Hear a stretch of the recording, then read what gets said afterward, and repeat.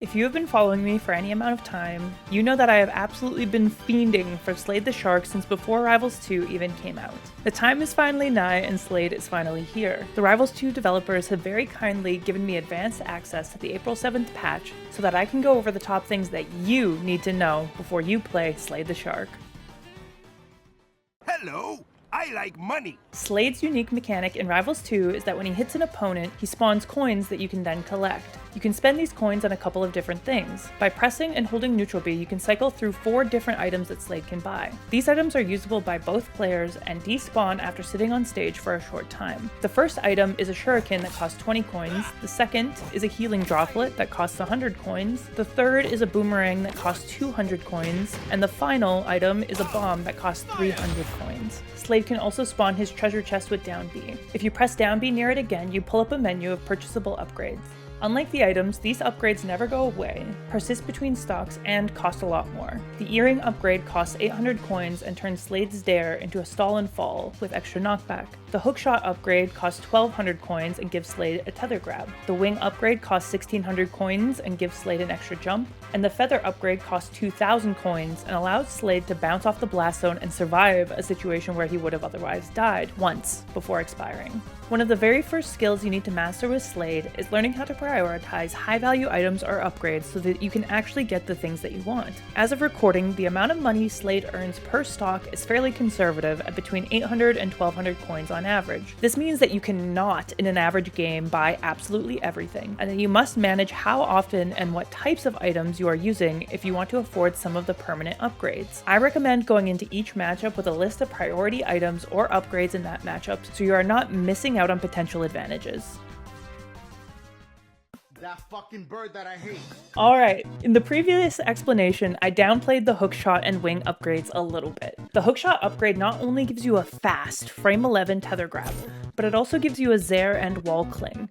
The wing upgrade not only gives you a third jump, but also, I believe, decreases your ground friction, as it makes your wave dash go further, makes F-Strong slide further forwards, and makes your Dacus slide further as well.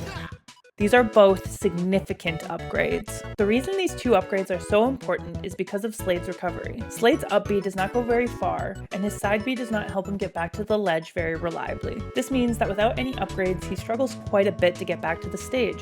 Hookshot helps with this by giving you extra horizontal coverage that can either tether directly to the ledge or to the wall. And a wall cling allows you to more reliably mix up your double jump timing. Obviously, a third jump also allows you to greatly mix up your offstage options and synergizes really well with an item tech that we will cover later.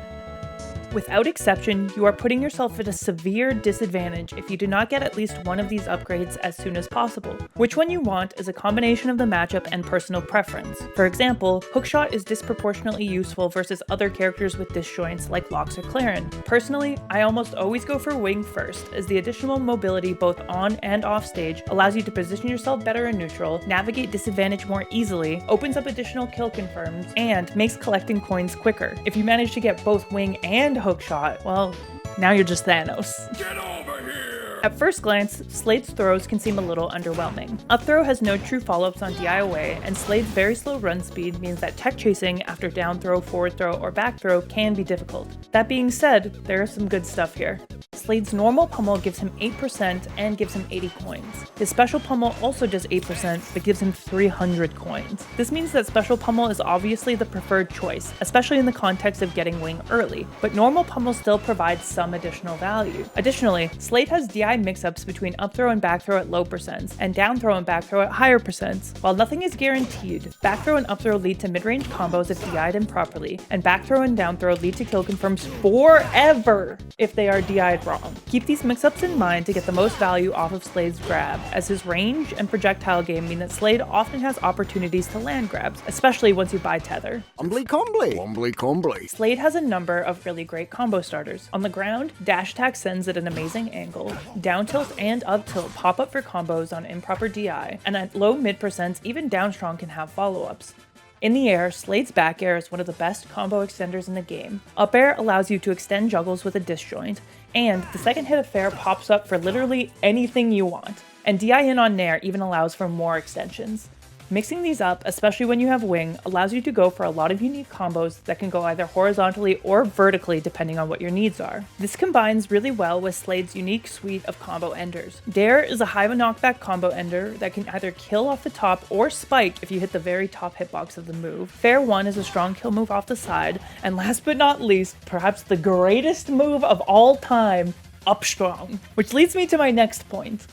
The up smash. Oh, poor you. This move does literally fucking everything. It's active on frame 11, covers the entire airspace in your general vicinity with a disjoint, covers whole ass platforms easily, hits opponents standing beside you reliably, allows you to end combos that you have no business reaching with a strong attack, kills off the ground on Zetterburn with no charge around 150%, makes for an incredible Dacus, catches jumps after up throw, and tucks you in after a long day. The mere existence of this move means that you are constantly threatening a massive airspace around you and significantly offsets the negatives of your very slow move speed. This move is so good that it got an entire tip dedicated to itself in the video, and you should use it as much as possible.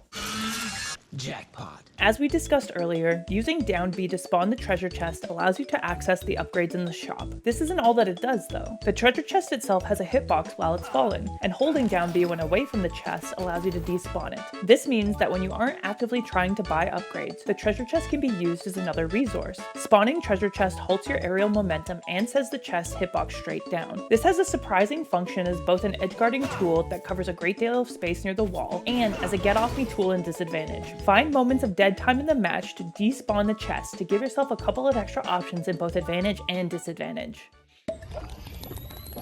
At the end of the day, Slade is a sword character. This means that instead of just mashing save moves on shield, you'll have to use your disjointed moves to properly space yourself at a distance. Knowing what is or isn't safe on shield is a key factor in this. As of recording, the only moves that Slade has that are safe on shield are landing nair and landing bear. You can spot dodge or roll before a grab comes out after both of these moves, but they are not safe enough to allow for a jab. However, if your opponent decides to jump or do an attack, you can sneak in things like an up tilt depending on the character. Fair 1 and F tilt are not safe unspaced, but are fairly safe when spaced properly. Contextualize how you want to use these moves to approach, and stay diligent on your spacing to ensure you can continue effectively pressuring shield without getting caught out. A cheeky thing you can do to catch people off guard is rising bear into a buffered nair or bear in a short hop.